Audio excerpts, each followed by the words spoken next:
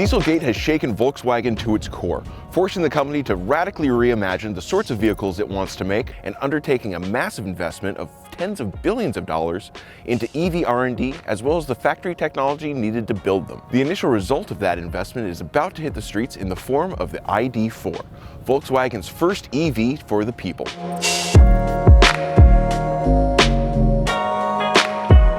The ID.4's on-paper stats aren't particularly striking, especially when compared to some of its higher-priced luxury alternatives. With a 77 kilowatt-hour lithium-ion battery pack putting out 201 horsepower and 229 pound-feet of torque, the $39,995 to start ID.4's specs are very much in line with its gas-powered equivalents like the Honda CR-V or similarly spec'd EVs like the Hyundai Kona or Kia Niro EV, though each of those latter two only offer 64 kilowatt-hour batteries.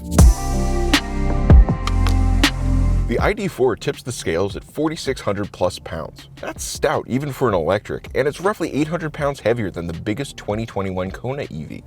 As such, you shouldn't be surprised that the EV crossover takes its sweet time getting up to 60 miles an hour in around 7.5 seconds. That's pretty pokey for an EV, but compared to a Tiguan or another conventional internal combustion SUV, it's not that bad. But when trying to overtake other vehicles at freeway speeds, the ID.4 can feel downright lackadaisical. Combined with a governed top speed of 100 miles an hour, the ID.4 is very much a people mover rather than a sports car. Its EPA estimated 250-mile range feels pretty generous and seems very much geared towards urban errands and freeway commutes with ready access to charging stations.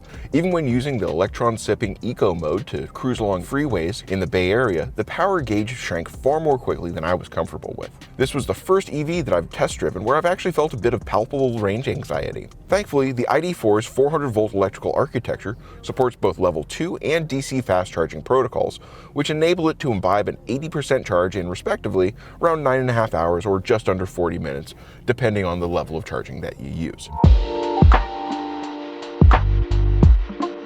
Style-wise, I'm smitten with the ID.4. The exterior lines aren't nearly as windswept and drippy as last year's Honda HR-V, nor are they as rigidly straight-edged as the upcoming C40 Recharge from Volvo. So unlike the Mustang Mach-E, the e-tron GT, or even the XC40 Recharge, the ID.4's headlights and taillights are actually quite muted. So you're not going to get a lot of Thor's hammers like you would on the XC40, nor are you going to get a lot of distended brake lights climbing the rear trunk. The interior of the ID.4 is pretty sparse, but no more so than any of the other EVs that I've sat in the past couple of weeks. They're all really rather sterile and minimalist in their design. You take the ID.4's dashboard, for example. You've got basically two displays, a smattering of steering wheel stalks, a couple of AC vents, and that's really about it. The gear shift is located on the steering column, and it's really rather weird. It's a big wide paddle that flips back and forth to shift between park, drive, neutral, and reverse, and it's capped off with the parking brake button, which is really the only thing keeping the car from rolling away once you take your foot off the brake. It's like if Johnny Ive invented a paddle shifter. The interior of the ID.4 is actually quite comfortable. It's spacious enough to fit 5 full-grown adults without having to have the guys in the back seat slouch down. The sense of openness is actually accentuated by the ID.4's all-glass roof. This is similar to what we saw in the Mustang Mach-E, but unlike the Mach-E, its roof is not entirely opaque. Instead, the glass roof of the ID.4 is covered by a cloth veneer that rolls silently out of the way at the swipe of an overhead touch button. The infotainment system, however, is like if 2020 were digital cabin controls. It's just so bad. I've yet to encounter such a system with a steeper initial learning curve. My lord, its menu system feels like it was designed via dare. Upon taking delivery of the vehicle, I was auditorially assaulted with adult contemporary music for an unconscionable span of time while I tried in vain to locate a power button, a pause button, hell, even the volume controls in what proved to be VW's Byzantine infotainment menu system.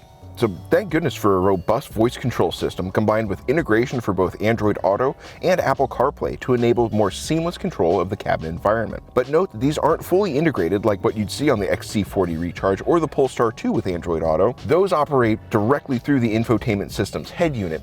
This is more of a screen mirroring sort of situation. The ID.4 does bear a passing resemblance to the Tesla Model Y, and I rather like that. It rides tall enough so that I get a commanding view of the traffic around me without it feeling super top heavy. Of course, the 1,000 pounds of battery pack that I'm sitting on does tend to help with that. The ID.4's ADAS system, dubbed IQ Drive, basically works. It offers a standard mix of forward collision warning, autonomous emergency braking, blind spot monitoring, and adaptive cruise control. In my limited experience with it, I found the lane keeping feature demanded an iron will to engage, as the vehicle kept seeming to delay recentering itself within the lane until it was already riding the side marker. It's certainly no hands-free steering like what GM's Super Cruise feature offers, but it is helpful for when you're stuck in traffic and trying to fight through the infotainment menus.